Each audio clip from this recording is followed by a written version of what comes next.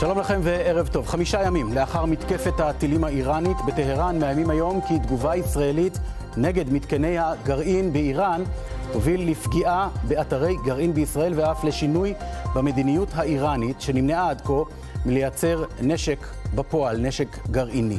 במקביל, משפחות החטופים עורכות היום עצרת מחאה בתל אביב תחת הסיסמה עצרת של אחדות בקריאה שלא לזנוח את גורל יקיריהן 4 ימים לפני ליל הסדר. אנחנו פרוסים הערב במוקדי ההתרחשויות מגבול הצפון, בוושינגטון וגם בהפגנת משפחות החטופים בתל אביב. ואנחנו פותחים בסיפור המלחמה בעזה. תת-אלוף איציק כהן, מפקד אוגדה 162, האוגדונר היחיד שנמצא כיום עם כוחותיו ברצועה, מדבר עם כתבנו איתי בלומנטל ומתייחס לראשונה לתקרית הרג עובדי הסיוע האירופיים. הנה. אני אשב פה. אירוע שהעסיק את כל העולם לפני שבועיים. האירוע שבו נורו למוות בשוגג 7 עובדי World Central Kitchen. אירוע שהוא אירוע על פניו חמור מאוד, שגם תואם ואיכשהו בסוף הם עדיין נורו מהאוויר. אנחנו מצרים על האירוע, לוקחים אחריות מלאה, עובדים עם הארגונים הבינלאומיים באופן רציף כל הזמן, מתוך כוונה להכניס את התספוק ההומניטרי לצפון הרצועה ולמקומות נוספים. למדנו, הפקנו לקחים וממשיכים קדימה. יש איזה משהו היום שאתה יודע להגיד שיכל למנוע את זה? אני חושב שיש פה מצרף רחב מאוד של התהוויות שהיו בשטח, שיצרו רגע תמונה לא מדויקת. אני מפקד האוגדה, אני נושא באחריות, ומכאן ממשיכים קדימה. יכול להיות שהייתה אצבע קלה על ההדק באירוע הזה? אנחנו מפקדים על לוחמים וקצינים איכותיים ביותר. לא עשינו את זה בשום שלב במלחמה, לא נעשה את זה בשום שלב, ואני בוטח באנשים שלי בצורה מוחלטת. 2 קצינים מהנחל הודחו, 3 ננזפו, בהם גם אתה, נזיפה פיקודית. ואני רוצה לקרוא לך מכתב של איריס חיים, אמו של יותם חיים החטוף. היא כותבת מכתב לרמטכ"ל ואומרת לו, החזר את הקצינים למקומותיהם, את אלו שהודחו, חזק את הצבא, חזק את הכבוד שלנו לצבא ושל כל העולם, לחוזק שלנו, אל תחליש אותנו.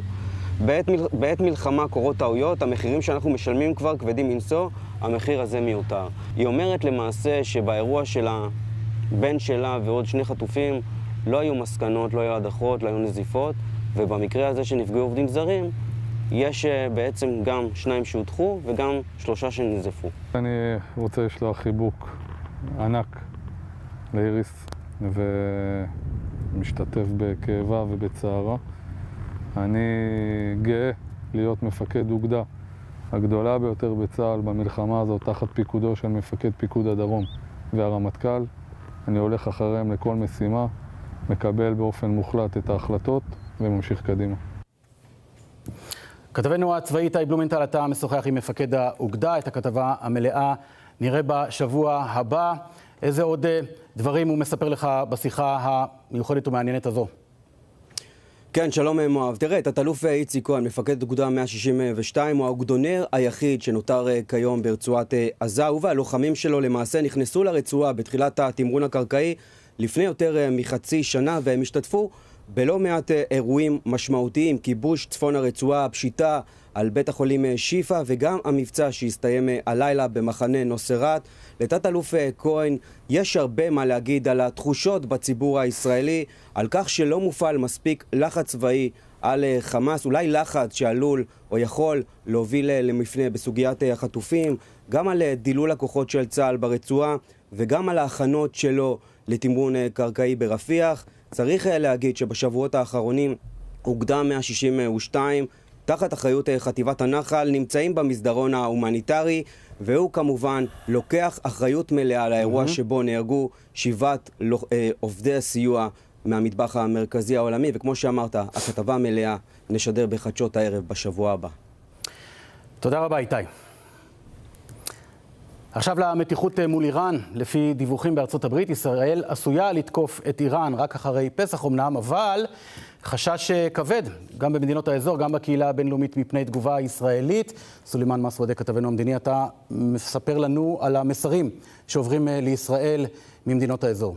נכון מואב, אז אנחנו מפרסמים הערב שמדינות באזור העבירו מסר לישראל, לפיו הן מבקשות לקבל עדכון כמובן מישראל, במקרה שתצא לתקיפה באיראן. אני רוצה להזכיר שלפני כמה ימים שר החוץ הירדני, איימן ספדי, אומר, כפי שבלמנו מתקפה איראנית שהייתה בדרכה לישראל, אבל סיכנה את האזרחים הירדנים, אנחנו גם נבלום מתקפה ישראלית שתצא לאיראן אם היא תסכן אותנו.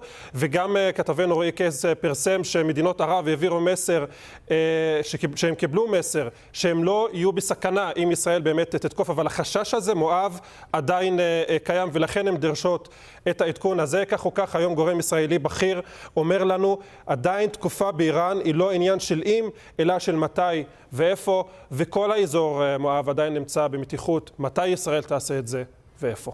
תודה סולימאן.